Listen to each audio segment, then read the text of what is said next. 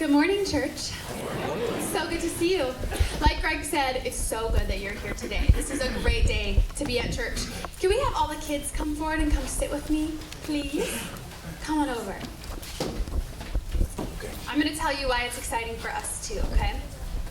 Okay, come on over. So good to see you, Newmans. All right, so like Pastor Greg just said, we're starting. Come on over. Come. I don't bite. Francis, I really don't bite. But I like your pink cast. Like Greg said, today we're starting a new adventure as a whole church. We're starting learning about the story. And we know the story is the most important story in the whole world ever to exist, ever, right?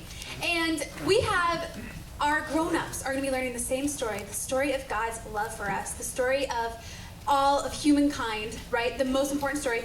So grown-ups are going to be reading this one, right? So if you see your parents reading this at home, say, "Good job, Mom, that's awesome. Good job, keep reading. Tell me more," right? So that's what the grown-ups are reading about. And then we have teens, they have their own, right? They have their own story, same story, but in teen version, right? And then we have us, the children version. This is such a treasure to have. The pictures are so beautiful. And the words are truth. So this is the one that we're studying and learning about. And then we even have one for little ones, for preschoolers, right? The same story, the same one. The whole thing, all of these books are the same story. It's God's story for us, right? And it's the history of what God has done. But then we realize He didn't just start this story. He is putting a story in our lives. He has a plan for us. And what I think is so amazing after reading just this week's, I view Jesus a lot as my best friend, right? He's this intimate God. I can talk to him about anything, right? I can pray to him about anything spontaneously, and I love that he's my best friend. But he's also the same God that created the stars in the sky, right?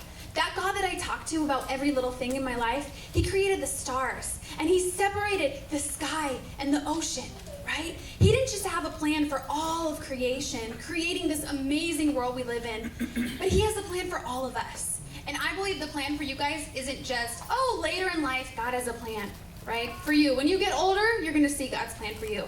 No. With these kids, God has a plan for them right now, right? And they affect us right now. They're living God's plan right this second.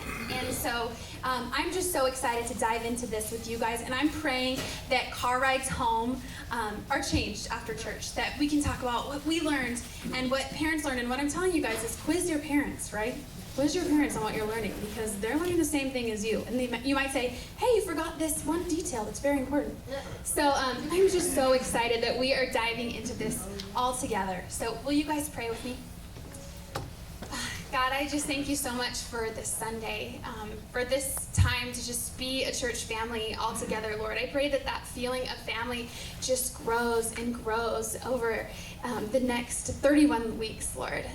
I pray that from the babies to our oldest, most valuable people in our congregation, Lord, feel your love for them. Dive into this story that you have created, and we just thank you that you have a plan for us.